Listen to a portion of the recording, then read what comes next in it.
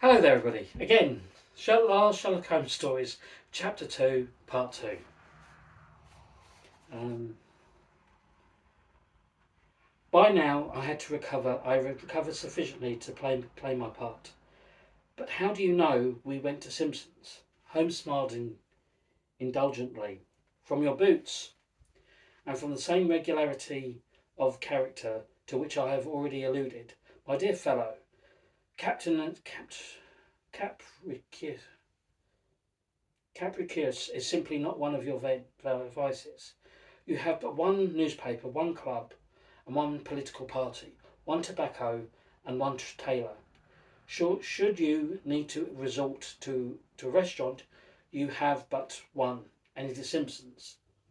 My conviction on this point is merely corroborated by the unmistakable traces of your boots, of an interesting Allegarious loam, large quantities of which are at present inconveniencing pedestrians in the Strand due to the roadworks. Very well, Holmes. But the wine, you mean to tell me that you can tell what variety from another? You can tell from one variety from another by studying the stain? I've no doubt, wherever, that it would be possible, but I have not undertaken any research on the subject. The British criminal is not enough of a wine bibbler for it to pay dividends, but it would be folly to order anything but beef at Simpson's, and I happen to know that your gastronomical rule of thumb is beef on the bone. Menu with the beef. Amazing, I muttered, and wonderful. But I was actually trembling with relief that I had indeed dined on the previous evening, but not with Stamford. My companion had been Mary Morstan. Our engagement was proving rather trying.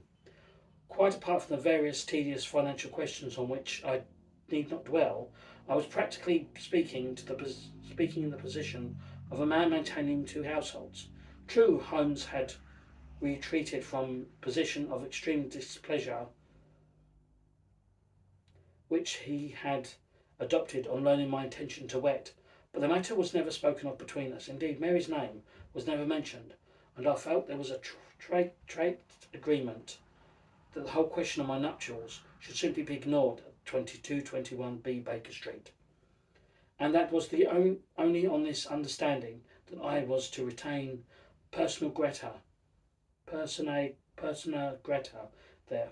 So whenever Mary and I wished to meet, I had to slip away secretly on the Friday in question, tiring of visiting her in Camberwell. I had invited Mary and her friend Mrs. Foster to dine with me, but it was not until I was slipping in Pran-Daniel B and S at the club that I realised I had forgotten to inform Mrs. Hudson of my intentions. Having sent my wire, I strolled along the Strand to the Lycombe Theatre, whose portico Mary and I used in tricing places for sentimental reasons. The three of us then drove to a rather entertaining little place in Mayfair, recommended by Mrs. Foster. The wine was Chateau, and the address was of Mrs. Mostyn's aunt, with whom she was to have spent the weekend.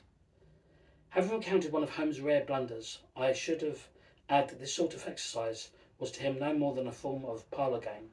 He was perfectly aware of the weakness of unsupported interference in any question of importance he used.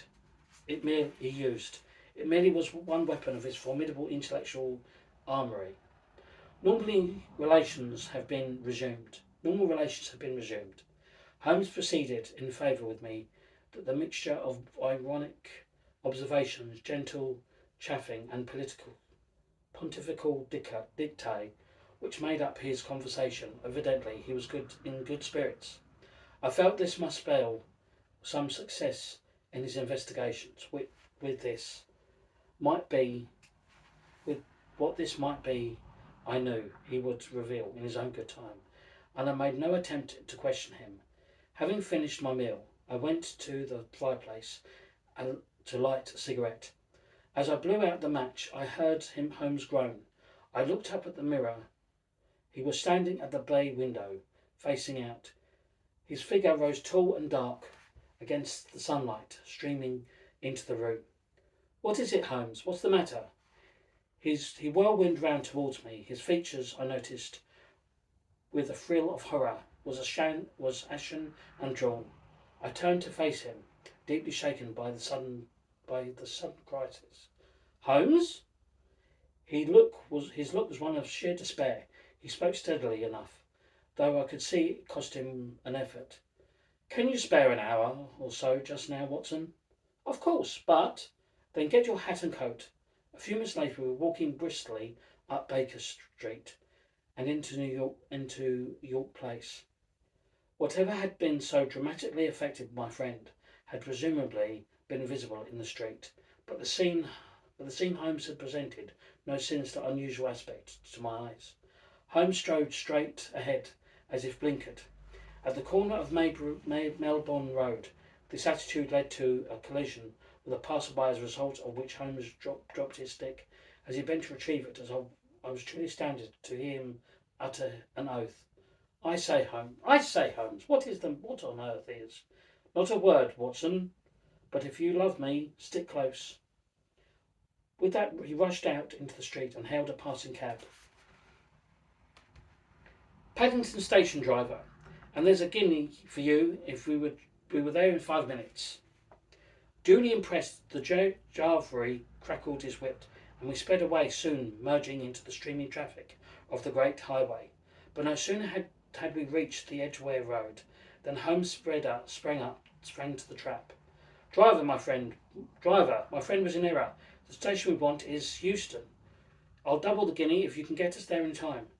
The handsome sun swung smartly round in the teeth of the oncoming vehicles, and in another instant we were rattling back the way we had came.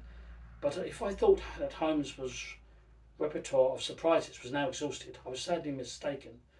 When we were beaten halfway to our destination, the cab happened to be held up for a moment by a blockage of traffic. What a cry! With a cry of "Come, Watson!" Holmes leapt into the road. Ignoring the cabbie's shouts, I followed suit, and after a narrow escape from being crushed under a brewer's dray,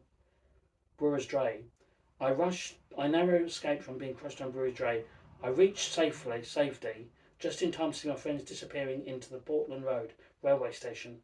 After 35 smelly and noisy minutes of underground, we emerged into the light of day once more on the embankment. Holmes now led me at an unrelenting pace through a maze of alleys and passages. We entered through a prestige hotel, through the front road, and left via the kitchens, and then reserved the produce with an equally famous military club. After a long sequence of this fainting, we finally came to rest at the pastoral serenity of St. James Park. If Holmes had wished to calm his nerves and regain his composure, he could have had chosen no more suitable place. St. James Park is without doubt the most reassuring place on earth to an Englishman. There one sits in what resembles nothing so much as a bigger and better garden of childhood, surrounded by ducks and trees. Quiet walks walked in the massive edifices lifting Whitehall and the Mall, and ever calmly conscious of the great house to the west, from which the Emperor's supreme parents keeps watch over the doings of her scattered family. You are a stout fellow, Watson, and a true soldier," said Holmes at last. "Nothing is as valuable as a friend who is content to a fellow without asking the reason why. You realise, no doubt, that we are being dodged."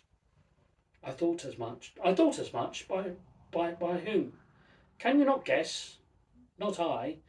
His trades name, as he himself puts it, is Jack the Ripper. Holmes! I was stunned. 100 questions sprung up at once in my mind, demanding answers. How had Holmes identified the killer? Who was he? How had the police not been informed? What dry purposes had he in following us about London? You saw him then through the window? Exactly.